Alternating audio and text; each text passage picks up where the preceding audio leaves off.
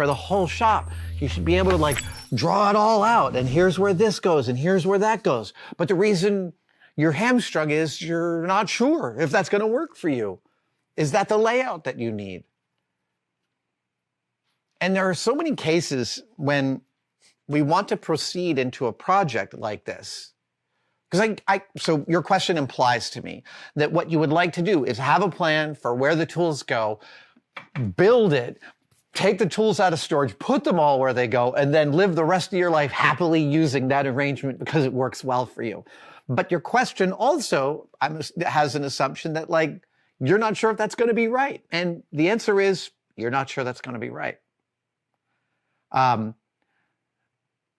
At Kansas City Comic-Con, the last question I got was similar. And it was somebody who said they were wearing their first cosplay and they wanted to do more, but they didn't feel like they had enough tools or materials or experience to start. And what was my recommendation for doing that? And that question has a lot of the same assumptions in it.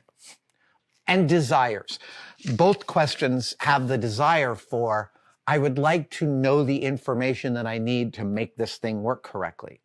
But it's a multivariant system. So the information is across multiple planes, multiple disciplines, multiple modalities. And when you think about the totality, you don't have a plan. It's hard to come up with one. The reason is because in almost no project ever in your life that you're ever going to do, are you going to have all the information you need. That book you want to write, you're never going to have a complete outline of it because the moment you start, it's going to tell you it wants to be a different thing.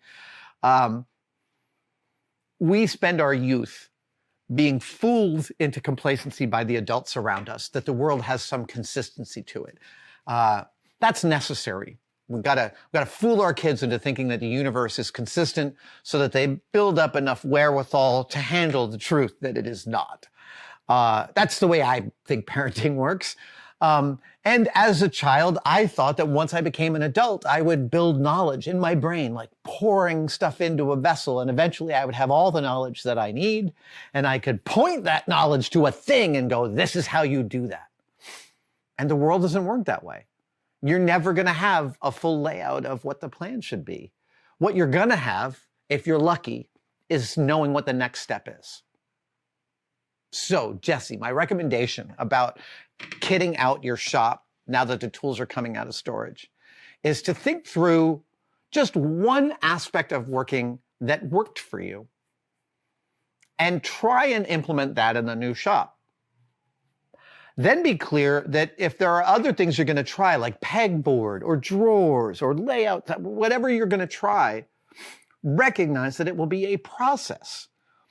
But you have to try something to know what that end result is going to be. You have to try something. So like I said, you're going to know maybe one thing, your point of view is going to lead you to a thing. But if it doesn't, you have to just start. You have to just leap. There's a famous quote from Goethe that says, boldness has genius, power, and magic in it. And Goethe is saying that holding back because you're not sure you have enough experience or materials or money or time or whatever, it kills countless projects. But all it takes is moving forward and being like, I'm going to build a workbench this high. And if you try and it doesn't work, be ready to cut the legs down or add to them. It's a process, not again, as I can't remember what Buddhist teacher said it. It's not a problem to solve, it's a conundrum to manage. The process of how my shop works for me is a constant process that is ever changing. And I fail at it all the time. My electronics cart is a freaking nightmare. It is so out of shape that like one of its drawers has been outside it for 3 weeks, sitting on the floor right over here because I haven't gotten around to it. Because what is required for me to get that drawer back into the cart is to dump everything out here on the floor and resort it. And I haven't had the energy. But I recognize that at some point I will have the energy and it'll be time to do that. So I ask you, young makers of all stripes, like resolve yourself to the fact that you're never going to have what you feel like is all the information you need to implement your plan. You're hopefully going to have enough to proceed to the next step. If you don't have enough to feel like you can proceed to the next step, well, you just have to push in a specific direction. 30 years ago, I was living on Baker Street in the Western Addition, and I was building a bunch of different hands of all sorts. I'm obsessed with hands in general. And I made this one that was I was really happy with its form and its silhouette, but not its color. And I was stared at it for days trying to figure out what color it should be. And nothing was coming to me. And then I remembered my own little thing about, well, you've got to push in a direction to learn what direction you want to go in. Do you know how your GPS, sometimes that triangle's pointing in the wrong direction and the only way to get it to point in the right direction is to start driving? That's the perfect metaphor for what I'm talking about. So I stared at this sculpture for days, not being able to answer the question of what color should it be. And then I thought, what about what color it shouldn't be?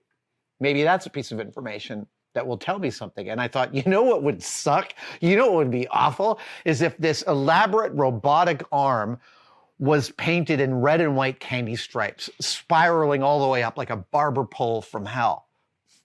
And then I spent 6 hours masking this thing carefully so I could implement that paint job. And when I did, it was horrendous.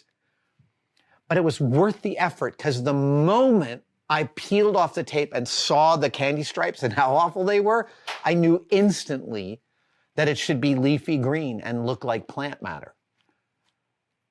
I had to push in a direction in order to understand the true direction. And I ended up, I think that piece, actually I know that piece is still in the collection of my old friend Rhonda Robichaud. Sister from another mother. Rhonda and I worked together at Beach Blanket Babylon 1,000,000 years ago, and we remained friends. And she, at one point, was like, "I'd really like to have one of your sculptures," and we worked out a deal for that one. Yeah, it just takes a leap. All of those metaphors about closing your eyes and leaping off the cliff in order to figure something out, that's a right and proper metaphor for creation of any kind. Thank you so much for watching. If you'd like to support us even further, you can by becoming a tested member. Details are, of course, below, but it includes all sorts of perks, and we're building them all the time. You get advanced word and behind-the-scenes photos of some of our projects. Questions, you get to ask direct questions during my live streams, and we have some members-only videos, including the Adam real-time series of unbroken, unedited shots of me working here in the shop. They are weirdly meditative. Thank you guys so much. I'll see you on the next one.